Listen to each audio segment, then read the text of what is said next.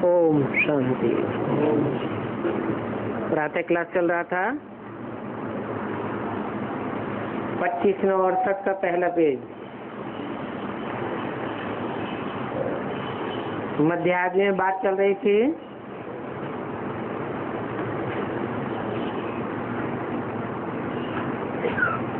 अनेक नाम सुनकर के भगवान के अनेक मंदिर बनाए हैं, परंतु वो सभी भक्ति मार्ग की सामग्री है और यथार्थ नाम तो एक ही है।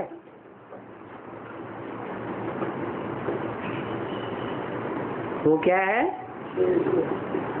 शिव।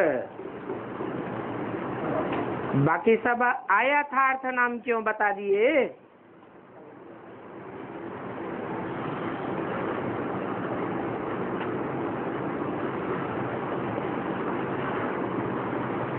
अयथार्थ इसलिए बता दिए कि मंदिर यादगार को कहा जाता है, घर को कहा जाता है। ये शरीर रूपी घर है और भगवान का शरीर रूपी घर एक ही मुकर्रर रथ है। वो एक व्यापी है और एक ही मुकर्रर रथ के द्वारा सब प्रकार का कल्याण करता है। तो एक ही कल्याणकारी है, एक ही पर्सनालिटी है जिसका नाम यथार्थ रूप में शिव है।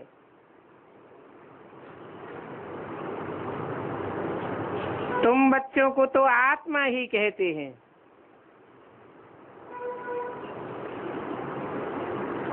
परंतु मेरी आत्मा का नाम शिव है।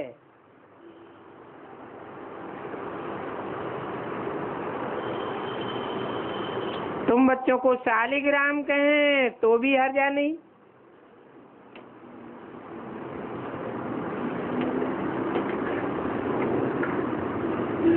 शाली चावल को कहा जाता है,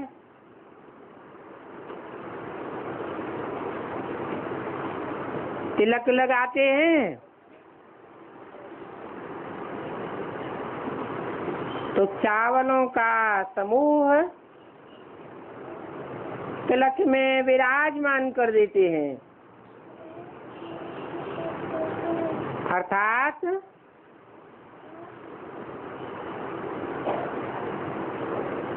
कई आत्माओं का समूह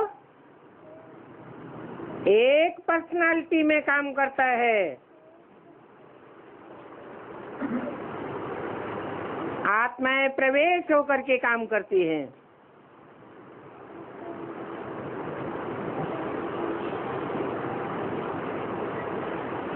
रुद्राक्ष कहा जाता है जिसमें अनेक मुख बने हुए होते हैं।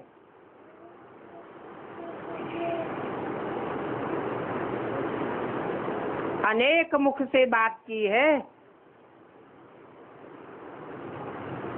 अर्थात उतनी आत्माओं का प्रवेश होता है।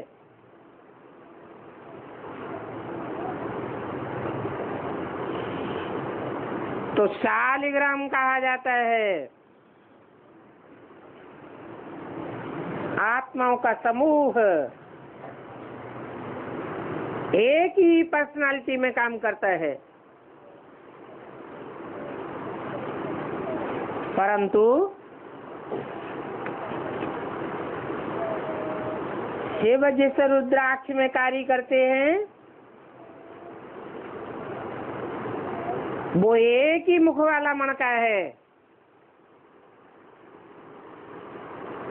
एक मुख की ही बात सत्य होती है, अनेक मुखों से बोली हुई बात सत्य नहीं होती है। तो तुम बच्चों को शालिग्राम कहें तो भी कोई हर्जा नहीं है। शिव तो एक ही है और वो बेहद का बाप है। बाकी सभी बच्चे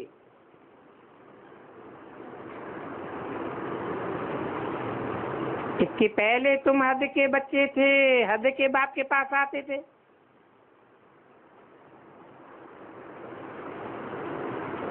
क्योंकि उस समय तुमको आत्मा का तो ज्ञान नहीं था। बाकी अनेक प्रकार की भक्ति तुम करते आए हो। तुमने आधा कल्प भक्ति की है और द्वापर से लेकर के भक्ति शुरू हुई है।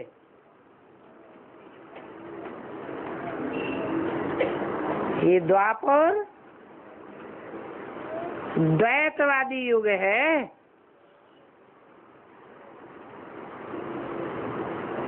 जहाँ से दो दो बातें शुरू हो जाती हैं।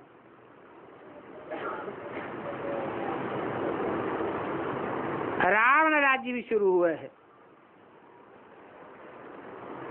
रावण को अनेक मुख दिखाते हैं ना, अर्थात एक मुख से बात नहीं करता।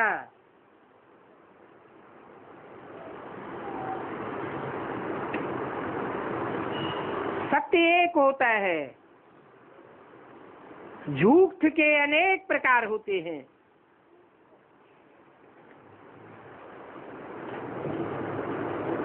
ये बहुत समझने की बात सहज है, परंतु पत्थर बुद्धि होने के कारण इतनी सहज बात भी मुश्किल कोई समझते हैं।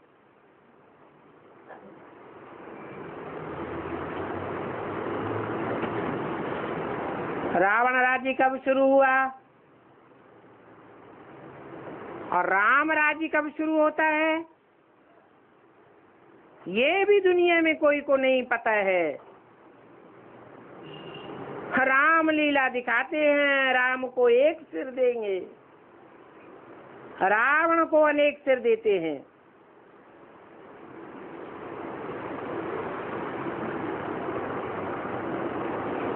तुम मीठे मीठे बच्चे जानते हो, बाप ही ज्ञान का सागर, सुख का सागर, शांति का सागर है। उनके पास जो कुछ भी है वो आकर के बच्चों को देते हैं। शास्त्रों में तो भक्ति मार्ग का ज्ञान है। अभी तुम समझ गए हो कि ज्ञान, भक्ति और वैराग्य का क्या क्रम है। ये तीन मुख्य हैं। सन्यासी लोग भी जानते हैं, कहते हैं ज्ञान, भक्ति, वैराग, परंतु सन्यासियों का है अपना हद का वैराग। वो बेहद का वैराग सिखला नहीं सकते।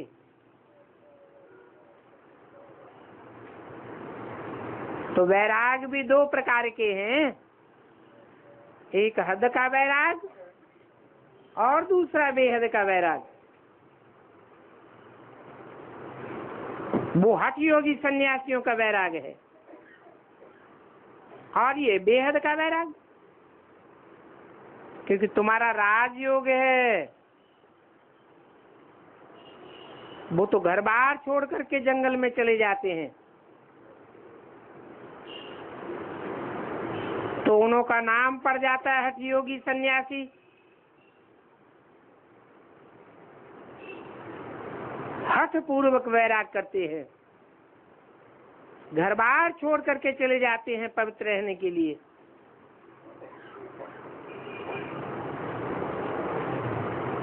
बाप कहते हैं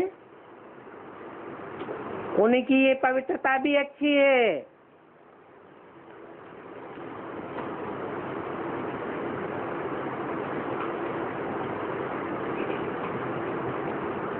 नहीं तो भारत बहुत ही अपवित्र बन जाता। पहले भारत बहुत पवित्र था। भारत जितना पवित्र खंड दुनिया में और कोई होता ही नहीं है। भारत की तो बहुत ऊंची महिमा है।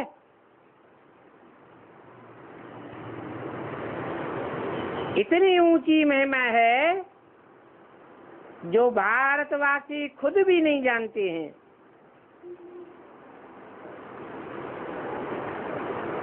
बाप को भूलने के कारण सभी कुछ भूल जाते, अर्थात नास्तिक के निर्धन के बन जाते हैं। सत्युग में कितनी सुख शांति थी, अभी कितनी अशांति दुख है। और वो है मूल वतन शांति धाम, जहाँ आत्माएं रहती हैं। हम आत्माएं अपने घर से यहाँ आती हैं बेहद का पाठ बजाने के लिए। 25/9/68 की वाणी का दूसरा पेज। अभी ये है पुरुषोत्तम संगम युग, जबकि बेहद का बाप आते हैं नई दुनिया में ले चलने के लिए।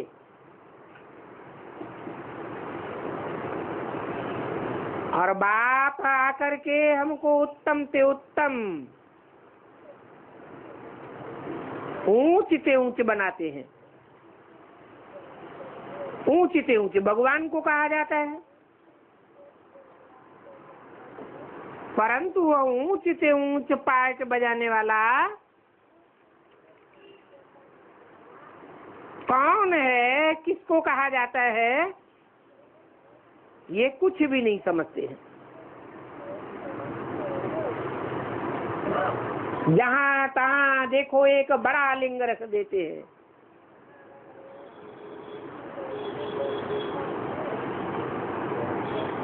समझते हैं ये निराकार परमात्मा है।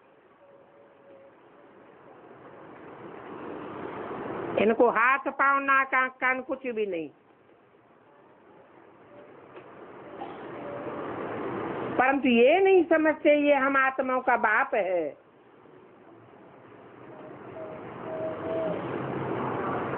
पूजा करते हैं लिंग की और फिर कहते हैं शिव बाबा शिव बाबा। रुद्र बाबा नहीं कहेंगे, बबूलनाथ बाबा नहीं कहेंगे। तुम लिखते भी हो शिव बाबा याद है, वास्तव में ये स्लोगन घर घर में लगा देना चाहिए।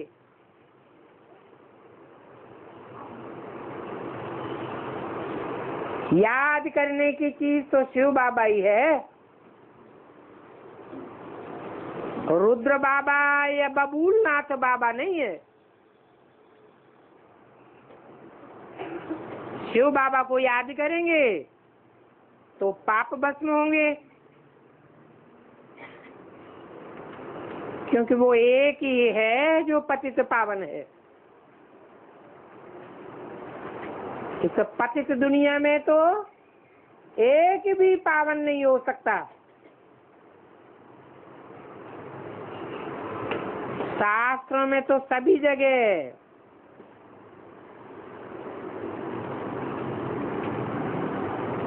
पतित पने की बातें ही लिख दी हैं।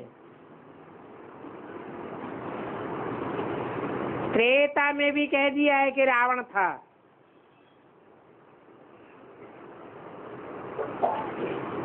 वहां राम की सीता चुराई गई। एक तरफ राम राज्य का कितना वर्णन करते हैं, महिमा करते हैं, फिर दूसरी ओर लिख दिया राम की सीता चुराई गई।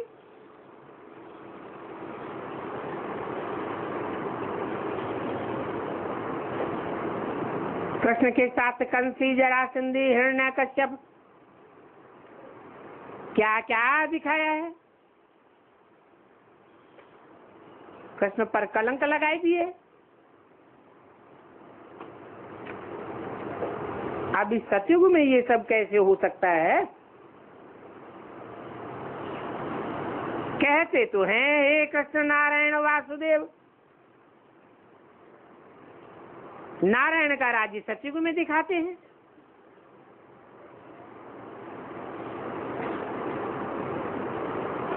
कृष्ण ही नारायण बनता है।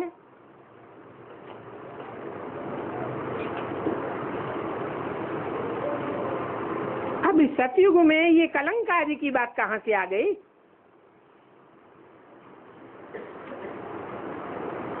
बाप पर भी कलंक लगाए हैं तो देवताओं पर भी कलंक लगाए हैं, सबकी ग्लानि करते रहते। तो अभी बाप कहते हैं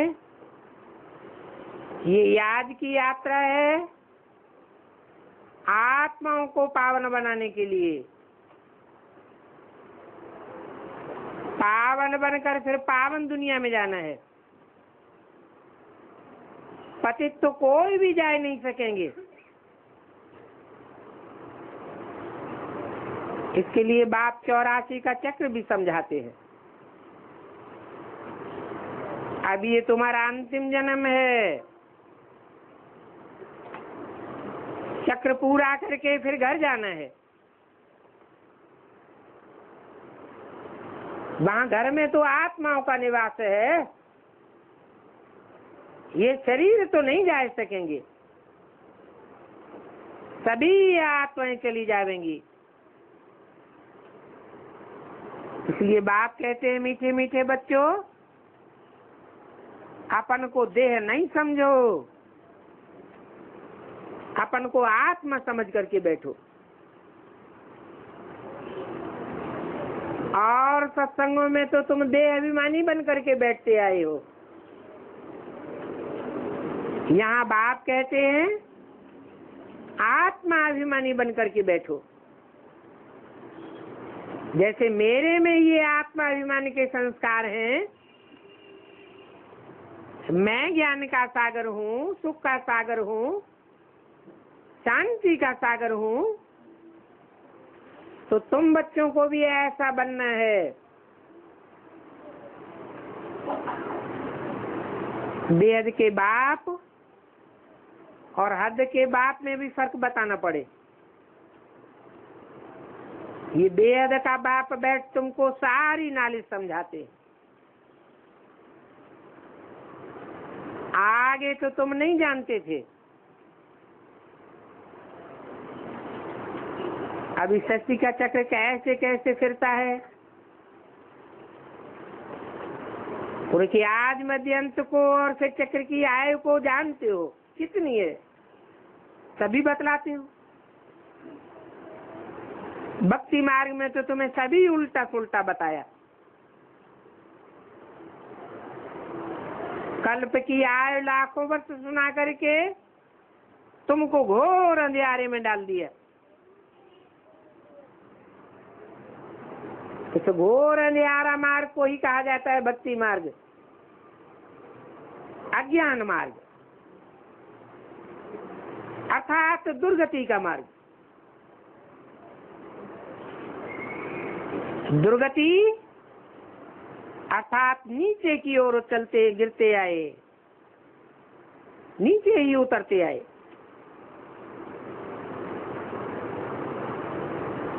कहते भी हैं, समझते भी हैं कि जितना हम भक्ति करेंगे उतना हम भगवान बाप को नीचे खींचेंगे और बाप आकर के हमको पावन बनावेंगे। बाप को खींचते हैं,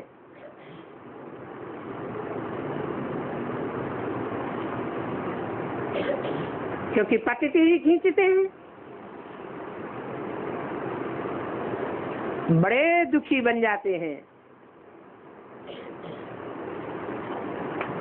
फिर कहते हैं हम बाप को बुलाते हैं, बाप भी देखते हैं बिल्कुल दुखी तमो प्रधान बन गए। अभी 5000 वर्ष पूरा हुआ तो फिर आते हैं।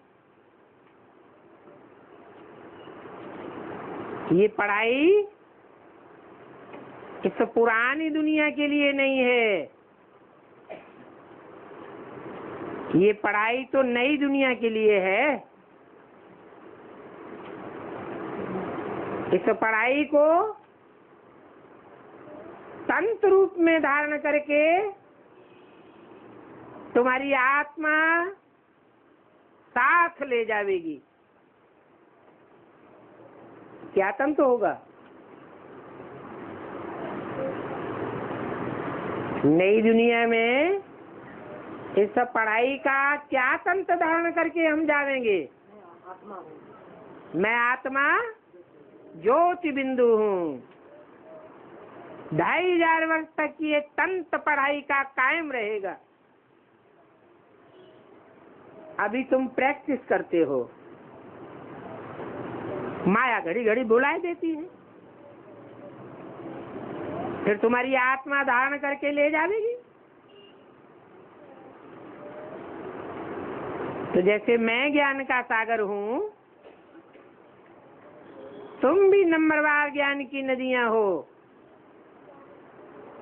ये नॉलेज तुम्हारे सिवाय इस दुनिया में कोई के पास नहीं है।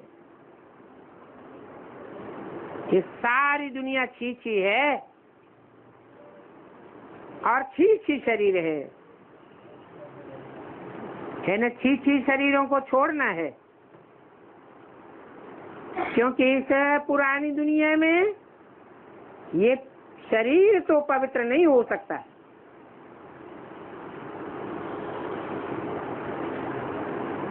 पुरानी दुनिया के वाइब्रेशन पवित्र रहेंगे, पवित्र बन नहीं सकते। जब तक 500 करोड़ मनुष्यों की दुनिया है, वाइब्रेशन तो पतित ही बने रहेंगे। तो वातावरण भी पतित बनता है। अभी मैं आत्माओं को पवित्र बनाने के लिए आया हूँ। हर आत्मा का अपना अपना वायुमंडल बनता है। मनुष्य तो कुछ भी समझते नहीं है, बिल्कुल ही पत्थर बुद्धि है, पतित। इसलिए गाते हैं पतित पावन, आत्मा ही पतित बनती है। आत्मा सभी कुछ करती है, भक्ति भी आत्मा ही करती है, शरीर भी आत्मा धारण करती है। अभी बाप कहते हैं मैं तुम आत्माओं को ले जाने के लिए आया हूँ, और मैं बेहद का बाप तुम आत्माओं के बुलावे पर आया हूँ। तुमने 63 जन्म मुझको कितना पुकारा है, अभी तक भी बुलाते रहते हैं, गाते रहते हैं पतित पावन आओ। ओ गॉड फादर, आकर के इस पुरानी दुनिया के दुखों से, इस डेविल राज से हमको लिबरेट करो, तो हम सभी हेवन में चले जावे।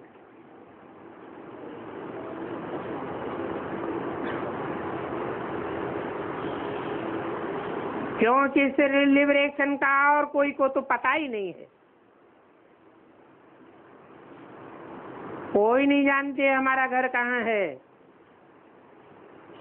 घर में कैसे रहेंगे, कब जावेंगे। भक्ति मार्ग में मुक्ति में जाने के लिए कितना माथा मारते हैं और कितने गुरु करते हैं। जन्म जन्मांतर माथा मारते चले आए। वो गुरु लोग जीवन मुक्ति के सुख को तो जानते ही नहीं है, वो तो सिर्फ मुक्ति चाहते हैं और कहते भी हैं विश्व में शांति कैसे हो।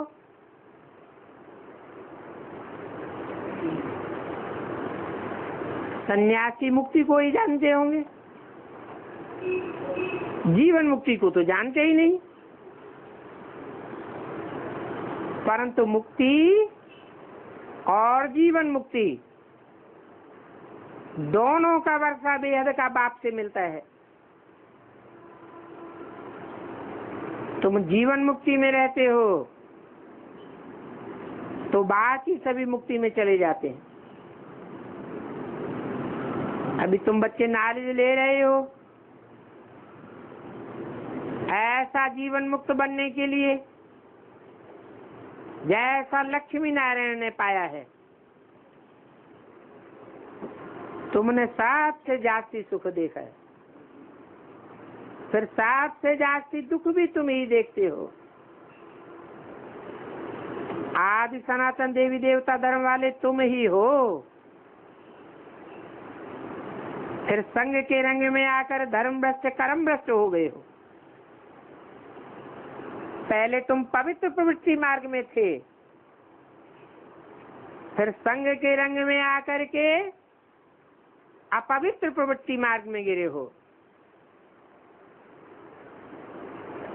सत्युग में ये लक्ष्मी नारायण पवित्र प्रवृत्ति मार्ग के थे ना। घर बार छोड़ना ये तो सन्यासियों का धर्म है। सन्यासी भी पहले अच्छे थे, सतो प्रधान थे, अभी तो वो भी तमो प्रधान बन गए हैं। 2568 की वाणी का 3रा पेज। तुम भी पहले बहुत अच्छे थे, फिर अभी तमो प्रधान बने हो। तो बाप समझाते हैं ये ड्रामा का खेल ही ऐसा बना हुआ है। दुनिया की हर चीज 4 अवस्थाओं से पसार होती है। सतो प्रधान, सतो सामान्य, रजो और तमो। फिर भी बाप समझाते हैं तुमको जिन्होंने आर्फन बनाया उनको ही तुम पूजने लग पड़े।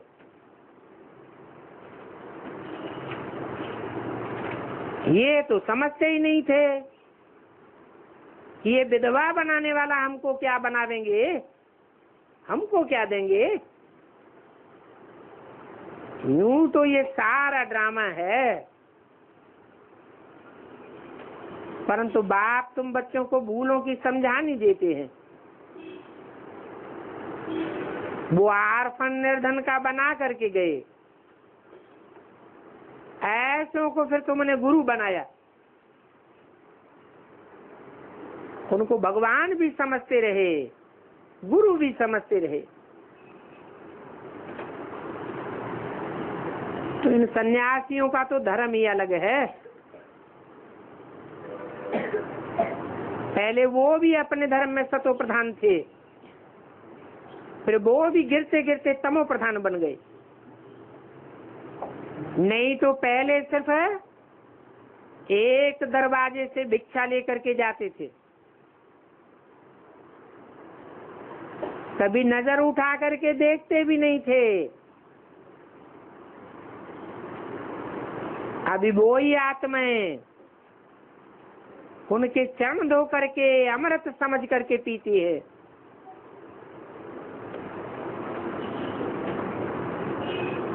तो बाप समझाते हैं ये पढ़ाई नई दुनिया के लिए है। बाप कहते हैं इस पतित दुनिया में और पतित शरीर में ड्रामा अनुसार हमको हर 5-4 वर्ष बाद आना पड़ता है।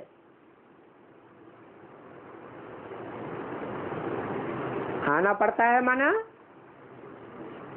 मजबूरी है। मैं भी ड्रामा के बंधन में बांधा हुआ हूँ। न तो ये कल्प लाखों वर्ष का है, न मैं सर्वव्यापी हूँ। ये तो तुम मेरा अपकार करते आए हो। मेरी ग्लानि करते आए हो, मैं फिर भी तुम पर कितना उपकार करता हूँ।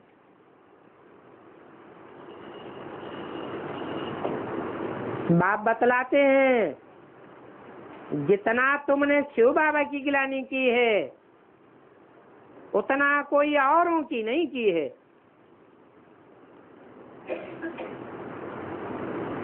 और शूटिंग भी कहाँ करते हो है? और संगम युग पर ही इसकी शूटिंग करते हो। जो बाप विश्व का मालिक बनाते हैं उनके लिए फिर तुम कह देते हो सर्वव्यापी है।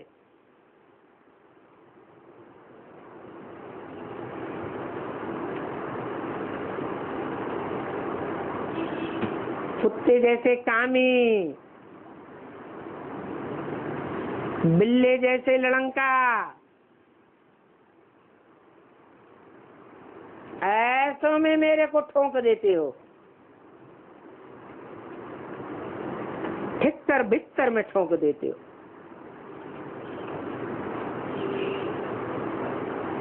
नहीं तो ठिक्कर की कोई वैल्यू नहीं होती। माया की थोड़ी सी ठोकर लगी और बिखर जाते हैं।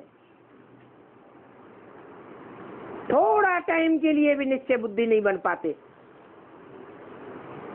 ऐसा में फिर मेरे को व्यापक समझ लेते हो।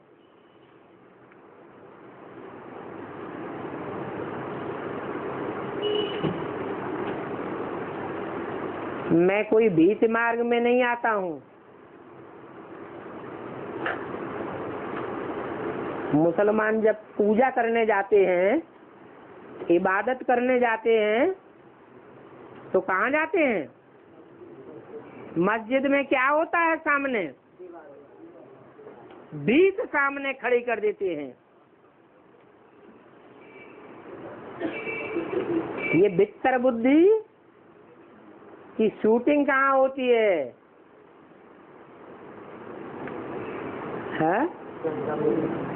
पुरुषोत्तम संगम युग पर ब्राह्मणों की दुनिया में ही ये माया बेटी ज्ञान मार्ग में दीवाल बन करके खड़ी हो जाती है।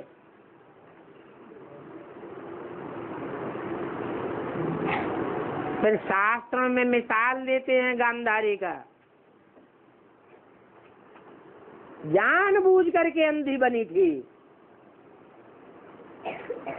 न खुद भगवान को पहचानना चाहती और न दूसरों को पहचानने देती। ऐसे ठिक्कर बुद्धियों में भी भगवान समझ करके बैठ जाते हैं।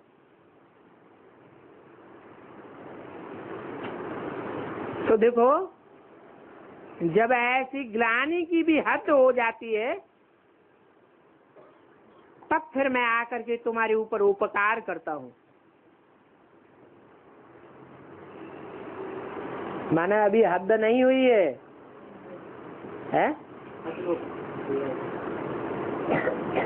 हद नहीं हुई।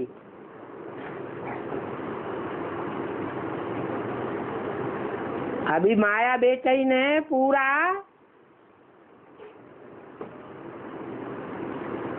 भीत का रूप नहीं पकड़ा। ज्ञान मार्ग में पूरा दीवाल बन करके नहीं अड़ गई।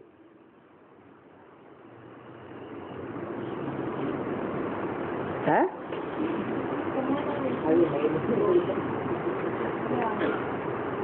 सुनने देती है किसी को? नहीं सुनने देती। तो हद हो गई कि नहीं हो गई? अभी भी हद नहीं कहेंगे, क्योंकि जितनी शक्ति होगी, जितनी शक्तिशाली आत्मा होगी, उतनी हद तक पहुंचाएगी।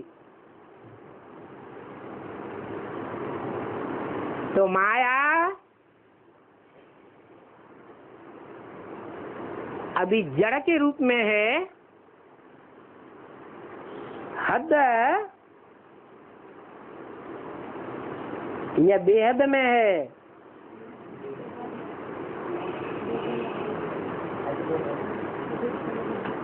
अभी हद नहीं हुई है। जड़ को आधार कहा जाता है। आधार में इतनी शक्ति नहीं होती है जितनी बीज में होती है। अभी तो ब्राह्मणों की बीज रूप आत्माओं की दुनिया में शूटिंग होना बाकी है।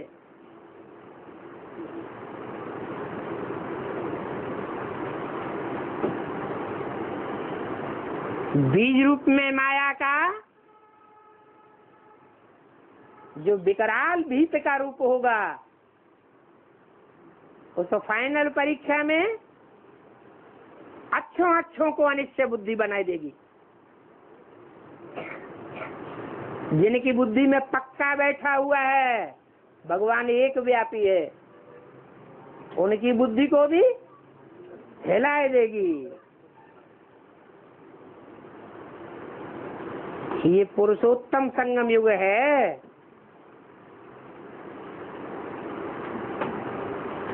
अभी पुरुषों में उत्तम बनने वाली आत्माएं सभी प्रत्यक्ष हो गई है क्या?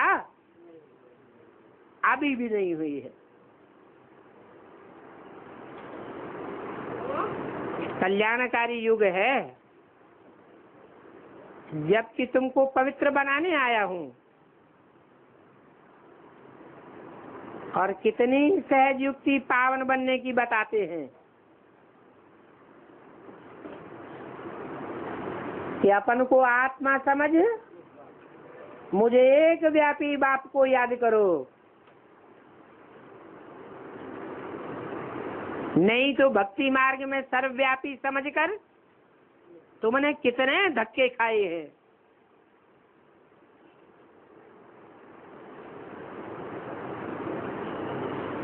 तालाब और गड़ीचियों में भी स्नान करने जाते थे।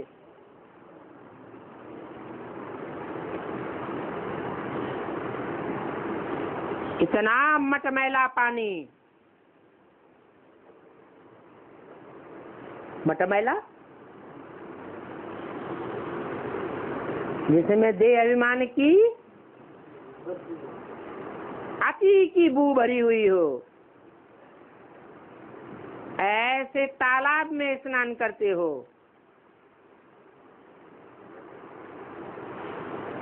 शूटिंग संगम युग में होती है।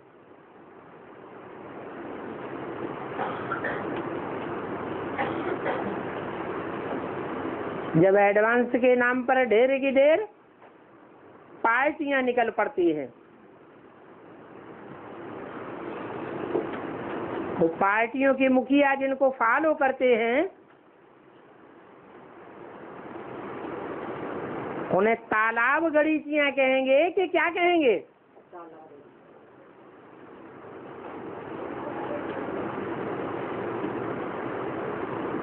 अभी कहाँ वही पानी और कहाँ पतित पावन बात।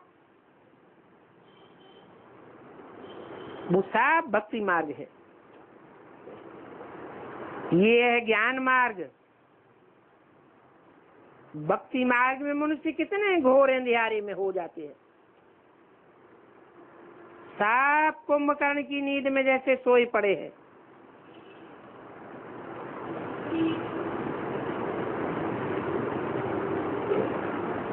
ये तो जानते हो। गाया भी जाता है, विनाश काले विपरीत बुद्धि विनश्यते। किससे विपरीत बुद्धि? एक व्यापी बाप से विपरीत बुद्धि। तो समझ लो विनाश काल आ गया।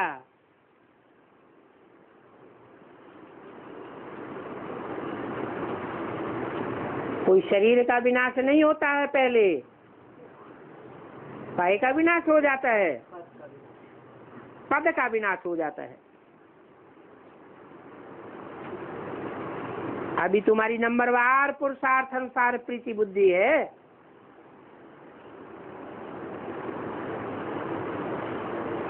पूरी प्रीति बुद्धि नहीं कहेंगे। क्यों? क्यों नहीं कहेंगे?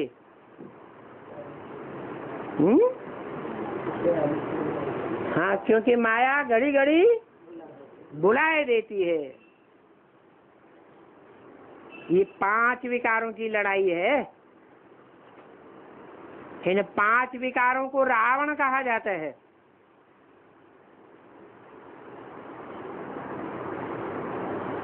रावण के सिर पर कौन दिखाते हैं? गधे का शीश दिखाते हैं।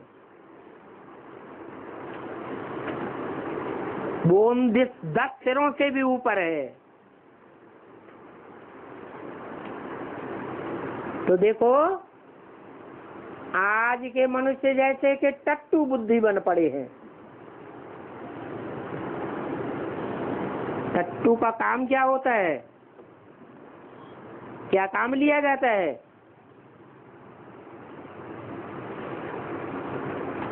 वजन ढोया जाता है। इस बात पर एक कहावत भी है, तुम हो काजी और वो है टट्टू।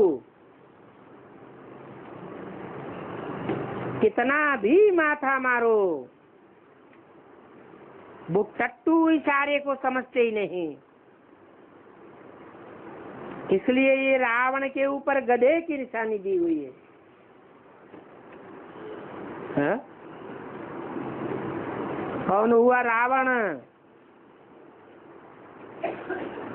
और कौन हुआ गधा? जो इतना माथा 70 साल मारने के बावजूद भी टट्टू की बुद्धि में बैठता ही नहीं। क्या गीता का भगवान कौन है? बाप ने ये भी बतलाया है कि स्कूल में कब आंखें बंद करके नहीं बैठना होता है। वो तो आंखें बंद करके भगवान को याद करने की शिक्षा भक्ति मार्ग में देते हैं कि आंखें बंद करके बैठो। यहाँ तो बाप कहते हैं ये स्कूल है।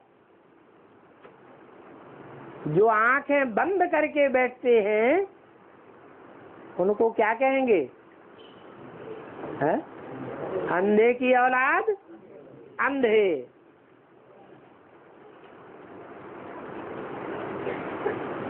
भक्ति मार्ग में सुना भी है।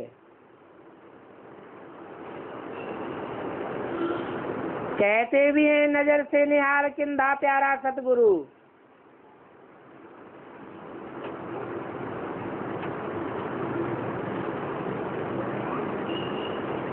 फिर कहते हैं ये तो जादूगर आया हुआ है। अरे ये तो गायन भी है, नजर से निहाल देवताएं होते हैं। नजर से निहाल मनुष्यों को करके देवता बनाने वाला जादूगर हुआ ना। तो बाप बैठ बच्चों की बैटरी चार्ज करे और बच्चे आंखें बंद करके बैठे तो क्या कहेंगे? अंधे की औलाद अंधे ही कहेंगे।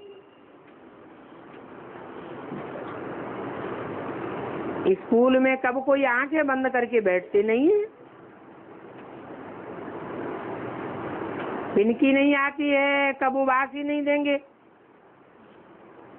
क्योंकि पढ़ाई तो सोर्स ऑफ इनकम है और यहाँ तो लाखों पद्मों की कमाई है कि यहाँ तो आत्माओं को सुधरना होता है। आत्मा का कनेक्शन अनेक जन्मों से है। वो जिस्मानी पढ़ाई तो जिस्म के लिए है, एक जन्म के लिए है। तो तुम्हारा ये एम ऑब्जेक्ट सामने खड़ा है। इन्हों की राजधानी देखना हो तो जाओ दिलवाड़ा मंदिर में। वो मंदिर जड़ यादगार है, और यहाँ तुम चैतन्य में बैठे हो।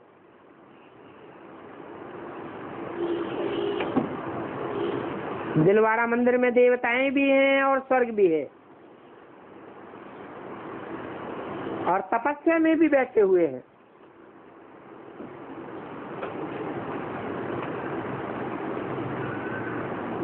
सर्व का सदगति जाता आबू में आते हैं। इसलिए ये बड़े से बड़ा तीर्थ आबू ठहरा। जो भी धर्म स्थापक अथवा गुरु लोग हैं,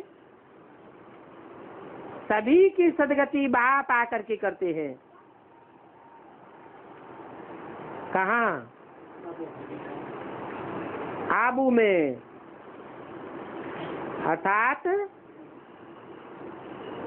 अंत समय में बड़े बड़े धर्म पिताओं को भी एक बार बाप के सामने जरूर माथा टेकने होगा।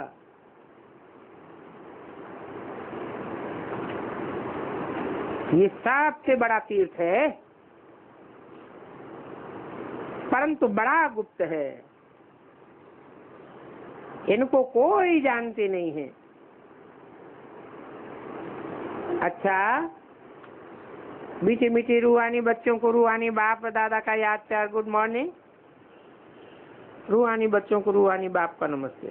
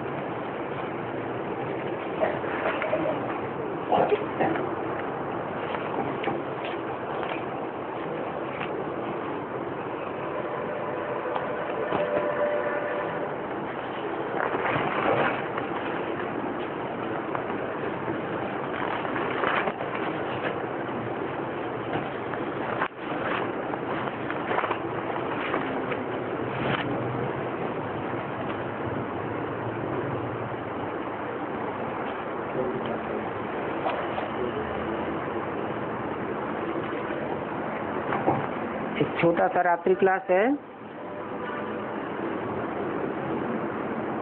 27/9/68 का।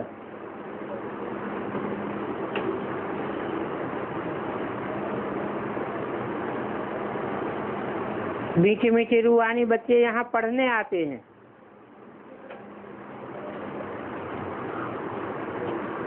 किसके पास आते हैं? कहेंगे बेहद के पास, बाप के पास। क्या बनने के लिए आते हैं? कहेंगे नर से नारायण व नारी से लक्ष्मी बनने के लिए। ये भी समझते होंगे हम आत्मा इस शरीर को छोड़ जाए जरूर प्रिंस बनेंगे।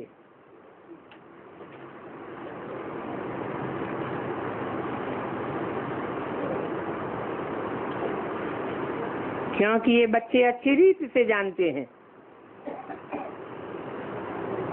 कि ये दादा भी प्रिंस बनेगा।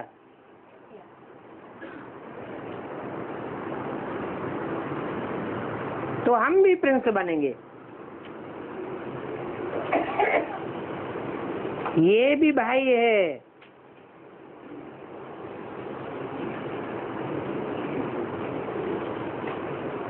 तो समझेंगे हम आत्मा एक बाप के बच्चे हैं। हम ये शरीर छोड़ जाकर विश्व का मालिक बनेंगे।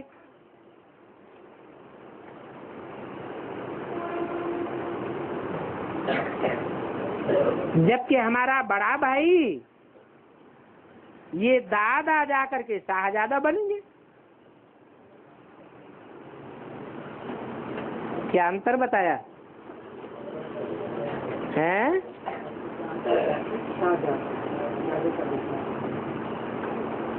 ये तुम जानते हो। तुम किसको कहा जाता है? जो सन्मुख बैठे होते हैं उनको कहा जाता है तुम।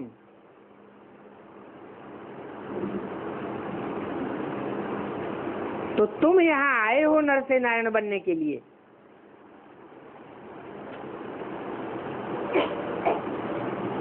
यह नहीं आया हुआ है। ये तुम्हारा दादा है, बड़ा भाई है। कब? अभी संगम में, जो जाकर के शाहजादा बनेंगे। तुम कोई कम बनने का तो ख्याल नहीं करते हो।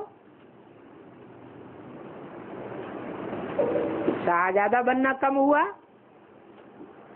या विश्व का मालिक बनना कम हुआ?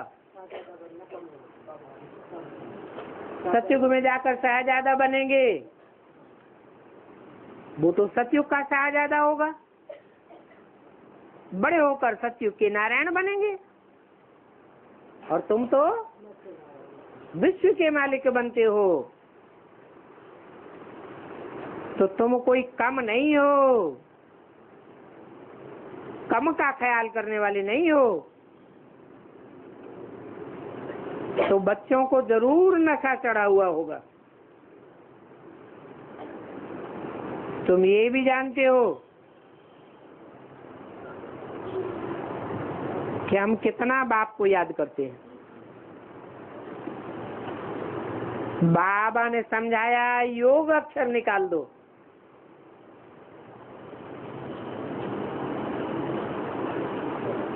ये योग अक्षर हठ योगियों का है।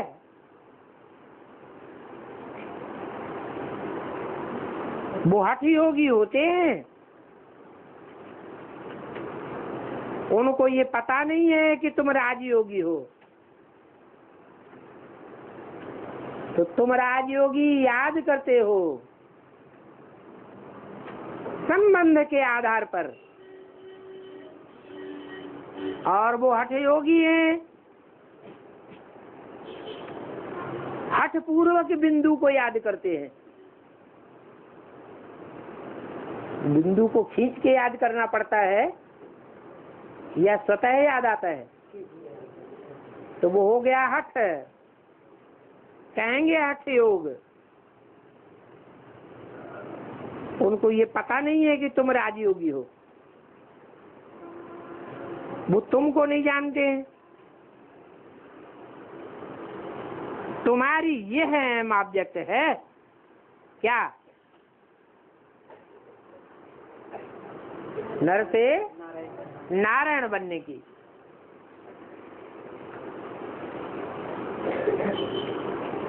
तुम जानते हो कि हमने राजयोग से ये पद पाया है। 5000 वर्ष पहले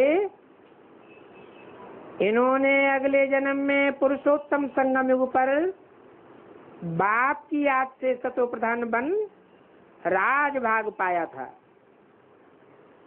तुम कहते भी हो हम राजयोग सीखने आते हैं, तो जरूर खुशी होनी चाहिए। तुम बच्चे जानते हो कि बाप से वर्षा मिलता है। दूसरे जन्म में हम नई दुनिया में होंगे। जैसे इस समय पुरानी दुनिया में हम नरक के मालिक हैं, वहां स्वर्ग के मालिक होंगे। ये भी देखना है कि हम बाप को याद करते हैं। बच्चे कहते हैं बाबा आपकी याद कायम नहीं रहती है। बाप को कोई बच्चा कहे कि जिस बाप से विश्व की बादशाही मिलती है, उस बाप को कहना बाबा हम आपको भूल जाते हैं। तो बाप क्या कहेंगे? हैं? बाप कहेंगे कि तुम भूल जाते हो तो तुम महाराज कुमार भी नहीं बन सकते। बाप को याद करने के लिए बाप के सामने नहीं बैठना पड़ता है।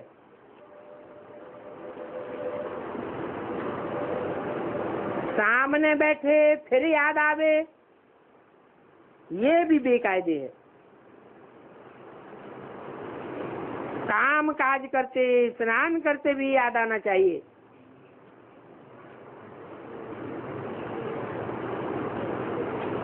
बच्चा कब बाप को भूलेगा क्या?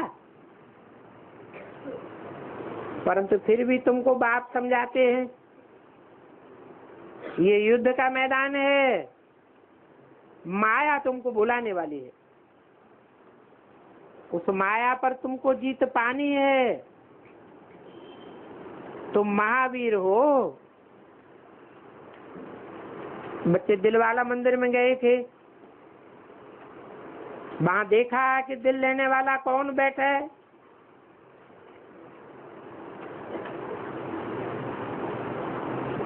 ब्रह्मा को तो नहीं कहेंगे। क्या कहा? दिलवाला मंदिर में कोने में काली कोठरी में जो काला देव बैठा हुआ है,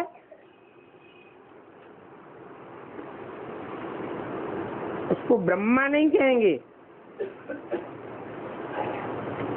ये तो ऊंच से ऊंच बाप है, वो ही दिल लेते हैं। तो इस बात में बच्चे मुझ क्यों जाते हैं? सारा दिन बिजी रहते हैं अपने धंधे धोरी में। बाप तो कहते हैं धंधा आदि भी भल करो। पढ़ाई तो बहुत सहज है, जिसमें 84 का चक्र समझाया जाता है, और वो चक्र तो फिरता ही रहता है। यूं तो याद भी बड़ी सहज है। अपन को आत्मा समझ बाप को याद करो। कहते हैं भूलते क्यों हो? बाप को भूलते हो तो जरूर अपन को आत्मा समझना भी भूल जाते हो।